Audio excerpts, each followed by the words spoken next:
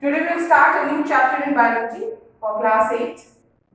That is chapter number 2, Reproduction in Plants. Now first you should know the importance of reproduction. You know the process of reproduction means you can say it is a process by which the individuals give rise to new offsprings. So what is the utility of this process? It is not a vital phenomenon as such, but it is necessary for the continuation of the race. Now, how does this reproduction take place in the plants? Now, there are two methods of reproduction. One is asexual and the other one is sexual reproduction. First one is asexual reproduction and the second one is sexual reproduction. So there are some differences between the two types of reproduction, asexual and sexual. Asexual means here only one individual is involved. There is no formation of gametes, means no reproductive cells are formed in this case because only one individual is involved. And since there is no formation of gametes, there is no fertilization also, no formation of zygote. Okay, so in case of sexual reproduction, you will find that two individuals are involved. One has to be a male and the other has to be a female. That means two individuals of opposite sex are to be involved. And here you will find reproductive cells will be formed.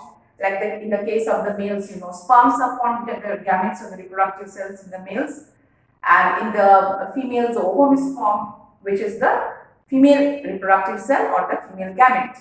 There is a fusion between the sperm and the ovum, that is a male gamete and the female gamete, and that results in the production of a zygote. So fertilization takes place here, zygote formation takes place. How zygote is formed? Just now I told you, by the combination of the two reproductive cells, the male and the female reproductive cells. Okay, and the individuals which are formed as a result of asexual reproduction are identical as the parent. Means the individuals, the offsprings, they will resemble their parents in all aspects.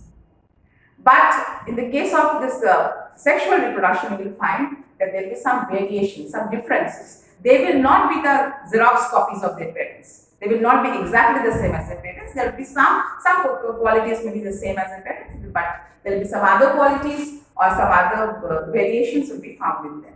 Okay, so these are the basic differences. So in asexual reproduction, one individual is involved. In sexual reproduction, two individuals of opposite sex are involved. No gamete formation, no fertilization, no zygote formation in the case of asexual reproduction. In the case of sexual reproduction, all these processes will take place. And asexual reproduction mostly occurs in the lower forms, and here you will find that the individuals are exactly the same as the parents. And in the case of the sexual reproduction, the individuals will show slight differences from the parents, which are known as variations. Okay, so this is the basic difference between asexual and sexual. So first we will come to the asexual reproduction in the case of the plants, because in this chapter we will deal only with the plants, not with the animals. So first we will deal with the different techniques of asexual reproduction in the case of the plants. After that we will go to the sexual reproduction. So we start with the asexual reproduction. Okay.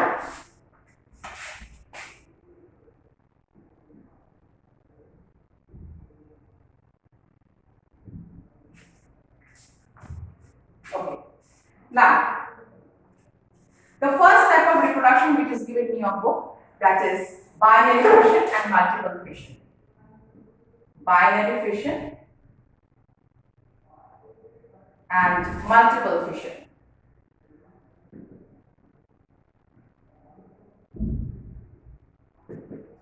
In binary fission, what will happen? You will find here, like in amygdala apples, you will find that one cell that will break up to form two parts, and from each of the parts a new individual will be formed. Binary means two. So here one individual is breaking up into two parts, and each of the parts is developing into a new individual. So this type, fission means breaking down, so it's binary. That means two parts are being formed. And this type of reproduction usually takes place during favorable conditions. What's meaning of favorable conditions? When an organism gets all the required conditions. Say for example, it gets a proper atmospheric condition. it gets moisture, it gets proper food. Okay, so there is enough water should be there. Okay, so that there is no desiccation, no drying up. So if all these conditions prevail, then we call this the favorable conditions, and binary fission will generally take place when the conditions are favorable. Now here, if this is one individual, suppose this is one cell, this is a nucleus inside that. So when binary fission takes place, first this nucleus will break up into two parts, and then you will find this outer wall that will just invaginated inside like this. Okay, and then it will go deeper and deeper, and finally it will combine. So it forms two cells, each having a nucleus. Okay, so from one cell you are getting two cells when the conditions are favorable, and that is known as binary fission. Now we come to multiple fission. Now, unlike the binary fission, the multiple fission will take place when the external conditions are not favorable. That means when it is unfavorable. Okay, say for example, it's not getting moisture, it's very dry. Okay, or it can be there can be extremes of temperature. In that case, it becomes very difficult for the individual to survive. So first, it will cover itself with a cyst. That is a protective covering. In order to survive, it will cover itself with a cyst, and inside that cell, a number of small structures will be formed. Little bit of nuclear material, little bit of cytoplasm, a number of small structures will be formed. Okay, like supposing this is the individual, so then we are covering with a cyst, and a number of structures will be formed inside. Okay, this cyst will give protection against a favorable unfavorable condition. Now, when the conditions become favorable again, this cyst will burst out, or it will dissolve, you can say, and these will come out. These structures will come out, and each of them will develop into a new individual. So you can see a number of individuals are developing from it, isn't it? So this becomes multiple fission. Here breaking is taking place, and that is providing, producing a number of smaller parts. From each of the part, an individual is developing. So these are the two basic types of fission. One is the binary fission, and the other is multiple fission. The basic difference is that in binary fission, two parts are formed which are developing into the two daughter cells, and in case of the multiple fission, you will find a number of them are produced. And there is no cyst formation in binary fission. There is cyst formation in multiple fission. Binary fission takes place when the conditions are favorable, and multiple fission takes place when the conditions are unfavorable. So these are basic differences. And the examples are given in your book. This you can study at least one example from each type. Now we come to the second part, that is budding, which you get in the case of fungus.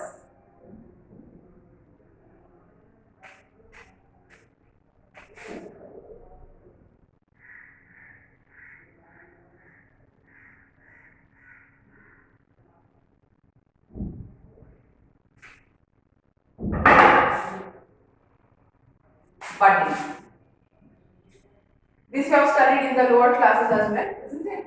Now, suppose this is the individual, and you get one bud, one extension, one outgrowth from the side. Okay, so this becomes a bud, and this process is called budding.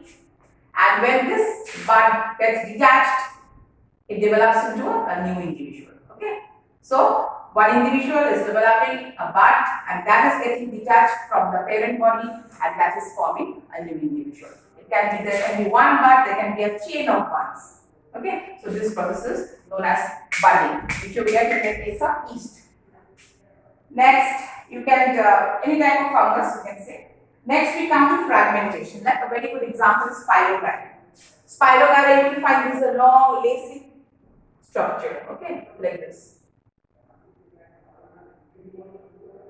Lacy structure.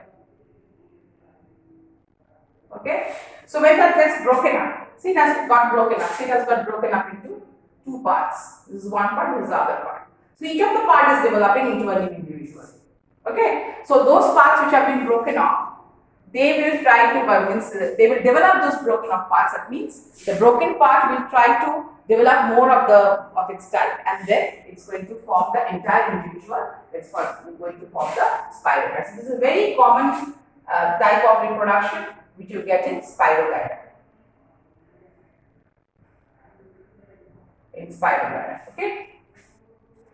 Next, this is called fragmentation. That means the entire body is breaking up into fragments and each of the fragments is developing into a complete organism. That's called fragmentation. Other than that, there is also spore formation. Spore formation. So spores are very small yellow colored structures surrounding bodies, very small in size, and they are found mostly on the lower surface of the leaves or leaf-like structures, isn't it? And when the conditions become favorable, again they develop into new individuals, that is by spore formation. This spore formation also you have studied in detail in the lower classes. Okay. Now, next we come to vegetative propagation. It is also an asexual method of reproduction, and here you will find that the reproduction is taking place with the help of the vegetative parts of the plant body. Now, what are the vegetative parts of the plant body? The roots, the stem, then the leaves. These are the vegetative parts. We will not take the flower into consideration because that is the reproductive part. Since it is an asexual type of reproduction, here we are not going to take any reproductive part into consideration.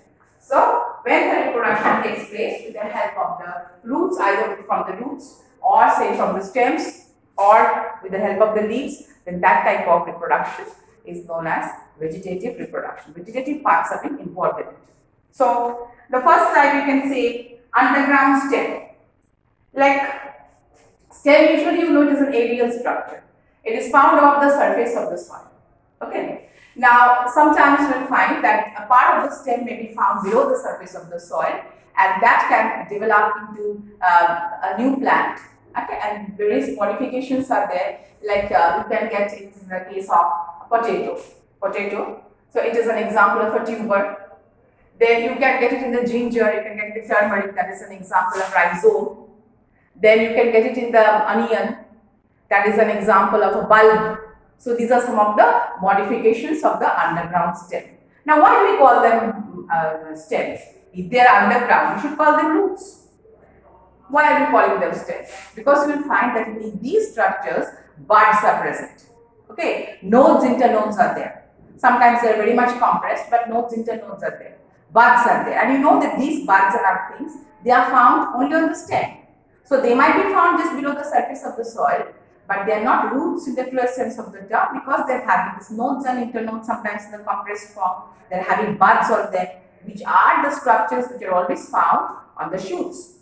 That is why we call them stems, but they are underground stems. So some of the modifications, you don't have to go in detail, just 1 or 2 lines about each type. That is bulb, what is rhizome, okay, what is tuber, all this. Your comb is also there, where you get an example of amorphophilus, glandulus, all this. Okay. Next one, we will come to the aerial stem. Aerial stem means those which are above the surface of the soil, but they are very much near the ground. Means they are above the surface of the soil, but very much near the ground. Okay, just you can take the lower part of the plant into consideration. Now here you will find some case of the grasses. So in case of some of the grasses, the dubras and others, if you just pull it out, you will find a number of smaller plants are coming along with it. Means if you just cannot pull out one piece of grass, you will find many are coming out. Why? Because these offsprings are formed from the aerial stem. So when you pull out one, you will find a number of them coming out because all are linked with the help of the stem. So here is an example of reproduction with the help of aerial stem. Next, in the case of roots, now you have got dahlia plant is there. Then you have got the sweet potato, okay, in which the food is stored inside the root and that root gets swollen up. So it forms a potato-like structure, it's swollen up structure, isn't it? So sweet potato is an example of a root modification, whereas potato is an example of a shoot modification. Remember this. So don't make a mistake. Sweet potato is a root modification and potato is a stem modification, underground stem modification. Next comes a leaf, which is very interesting also. You find this in the case of a plant called bryophyllum.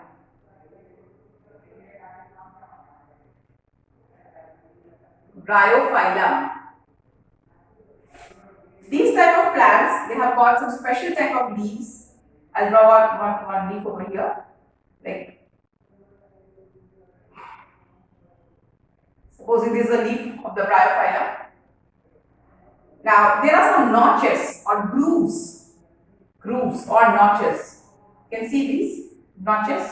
From each of the notch, one bud-like structure will develop. Okay? And this bud-like structure will gradually develop into a new plant. So when they fall off, when the leaf falls on the soil, from each of the bud you will find a small plantlet coming out. Then they will grow up and they will form a complete plant. Okay? So this is how it goes on in the case of the Bryophylla. Next we will come to the vegetative propagation by artificial methods. Now artificial methods, the first one that we have to do is cutting. First one is cutting. This is called artificial. Why? Because human beings are doing it. That's why it's called artificial. First one is cutting. So this topic will be artificial method. Artificial method of vegetative propagation.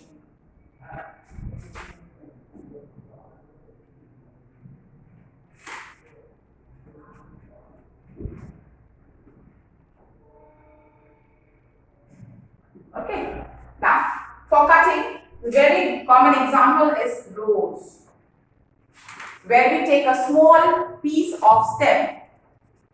We can just cut a small piece of stem, and you have to see that the stem has one axillary bud. Suppose you want to grow a new rose plant, you may take a small piece, or say a branch or a twig of that plant, but you have to see that there is an axillary bud here. Either a small leaf or an axillary bud should be present. Then when you just cover the lower portion with soil, you will find the roots will come out, etc. And this will also grow up into a new plant. So here you are taking a part of the plant and you are putting it in the soil so that the roots are coming out and that is developing into a new plant. So that is cutting. A very common thing to do in the case of in this rose plant. Okay. Next one is layering. Layering can be done only in the case of the plants which have got very flexible branches. Say for example, in layering,